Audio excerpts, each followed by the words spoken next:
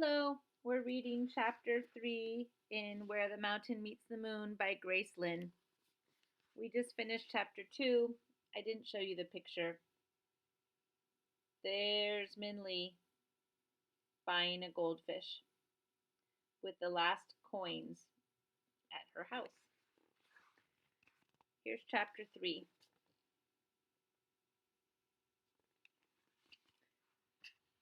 But the goldfish was real, and when her parents returned from the fields for dinner, they were not happy to learn that Minli had spent her money on it. "How could you spend your money on that?" Ma said, slapping the rice bowls on the table. "On something so useless. And we will have to feed it. There is barely enough rice for us as it is." "I will share my rice with it," Minli said quickly. "The goldfish man said that it will bring fortune to our house." "Fortune," Mom said. "You spend half the money in our house." "Now, wife," Ba said, sitting quietly. "It was Minli's money. It was hers to do with as she wished. Money must be used sometime. What use is money in a bowl?" "It is more useful than a goldfish in a bowl," her mother said shortly. "Who knows?" Ba said. "Maybe it will bring fortune to our house." "Another impossible dream," Ma said, looking at the plain rice in her bowl with bitterness. "It will take more than a goldfish to bring fortune to our house." "Like what?" Minli asked. "What do we need to bring fortune here?" "Ah," Ba said, "that is a question you will have to ask the Old Man of the Moon." "The Old Man of the Moon again," Minli said, and she looked at her father. "Ba, you said you would tell me the Old Man of the Moon story again today." "More stories," Ma said, and her chopsticks struck the inside of her empty rice bowl resentfully. "Haven't we had enough of those?" "Now, wife," Ba said again, "stories cost us nothing." "And gain us nothing as well," Ma said. There was a stony silence as Ba looked sadly into his rice bowl. Minli tugged at his sleeve. "Please, Ba," she said. Ma shook her head and sighed, but said nothing, so Ba began. The story of the Old Man of the Moon. Once there was a magistrate who was quite powerful and proud. He was so proud that he demanded constant respect from his people. Whenever he made a trip out of the city, no matter what time of day or night, people were to leave their homes, get on their knees, and make deep bows as he passed, or else face the brutal punishment of his soldiers. The magistrate was fierce in his anger as well as his pride. It is said he even expected the monkeys to come down from the trees to bow to him. The magistrate was harsh with his subordinates, ruthless to his enemies, and pitiless to his people. All feared his wrath, and when he roared his orders, the people trembled. Behind his back, they called him Magistrate Tiger. Magistrate Tiger's most coveted wish was to be of royal blood. His every decision was crafted for that purpose.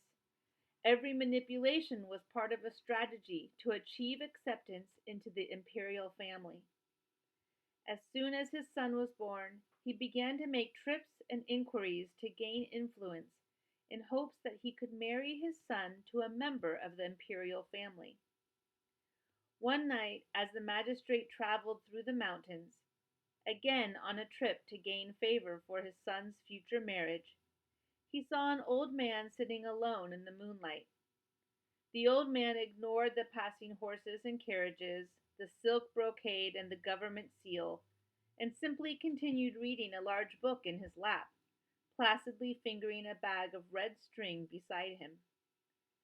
The old man's indifference infuriated Magistrate Tiger, and he ordered the carriage to stop. However, even the halting noises did not make the old man look up. Finally, Magistrate Tiger exited his carriage and went to the old man, who was still engrossed in his book. Do you not bow to your magistrate? He roared. The old man continued to read. What are you reading that is so important? The magistrate demanded, and looked at the pages of the book. It was full of scribbles and scrawls that were not in any language the magistrate knew of. Why, it's just nonsense written in there. Nonsense, the old man said, finally looking up. You fool! This is the book of fortune. It holds all the knowledge of the world, the past, present, and future. The magistrate looked again at the marks on the page. I cannot read it, he said. Of course not, the man said. But I, the old man of the moon, guardian of the book of fortune, can read it. And with it, I can answer any question in the world. You can answer any question in the world, the magistrate scoffed. Very well. Who will my son marry when he is of age? The old man of the moon flipped the pages of the book. He said to himself. Yes, here it is. Your son's future wife is now the 2-year-old daughter of a grocer in the next village. The daughter of a grocer, the magistrate spat. Yes, the old man of the moon continued. Right now she is wrapped in a blue blanket embroidered with white rabbits, sitting on the lap of her blind grandmother in front of her house. No, the magistrate said, I won't allow it. It's true, the old man said. They are destined to be husband and wife. I myself tied the red cord that binds them. What red cord? Magistrate Tiger demanded. Do you know nothing? I tie together everyone who meets with these red threads. The old man sighed, holding up his bag full of red string. When you were born, I tied your ankle to your wife's ankle with a red thread, and as you both grew older, the line became shorter until you eventually met. All the people you've met in your life have been brought to you by the red cords I tied. I must have forgotten to tie the end of one of the lines, which is why you are meeting me now. I won't do that again. I don't believe you, the magistrate said. Believe or don't believe, the old man said, standing up and putting the big book on his back. We have reached the end of our thread, and I will now leave. The magistrate stared in dumbfounded silence as the old man of the moon walked away up the mountain. Crazy old man, the magistrate said finally. What a waste of my time. The magistrate returned to his carriage and continued on. But as they drove through the next village, he saw an old blind woman holding a baby girl in front of a house. The girl was wrapped in a blue blanket embroidered with white rabbits, just as the old man of the moon had said. Magistrate Tiger burned with anger. I will not let my son marry a grocer's daughter, he vowed. So, after he arrived at his guest house, the magistrate secretly ordered one of his servants to return to the grocer's home and stab the girl with a knife. That will take care of her, he thought to himself. Many years later, Magistrate Tiger had his dream fulfilled. He was finally able to obtain a match for his son with one of the emperor's many granddaughters, and his son would inherit the rule of a remote city. On the wedding day, Magistrate Tiger bragged to his son about how he had arranged the marriage and outwitted the old man of the moon. The son, who was not like his father, said nothing, but after the wedding ceremony sent a trusted servant to find the grocer's family to make amends. In the meantime, he became acquainted with his bride and was happy to find that both were pleased with each other. He found his new wife beautiful, the only oddity about her being that she always wore a delicate flower on her forehead. Dear wife, he said, why do you always wear that flower? Even to sleep you never remove it.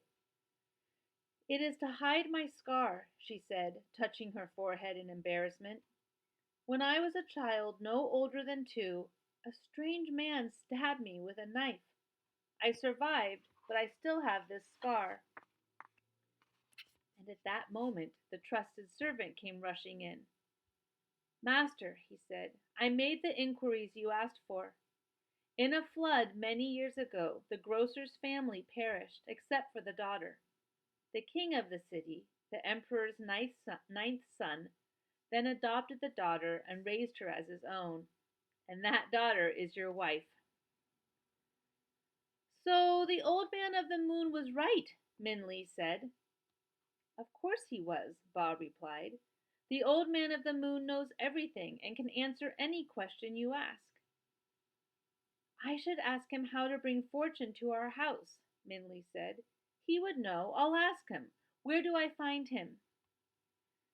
They say he lives on top of Never-Ending Mountain, Ba said, but no one I have ever spoken to knows where that is. Maybe we can find out, Min Li said. Oh, Min Li, Ma said impatiently. Bringing fortune to our house, making Fruitless Mountain bloom. You're always wishing to do impossible things. Stop believing stories and stop wasting your time. Stories are not a waste of time, Ba said. Stories, Ma said, slapping her hands against the table, making the water in the fishbowl sway as she stood up and left the table, are what wasted money on this goldfish. Min Li stared down at her rice bowl. The few white grains left sat like precious pearls at the bottom of her bowl. Ba patted her arm. Eat all your rice, daughter, he said, and with his shaking hands he scooped the last of his own rice to feed the fish.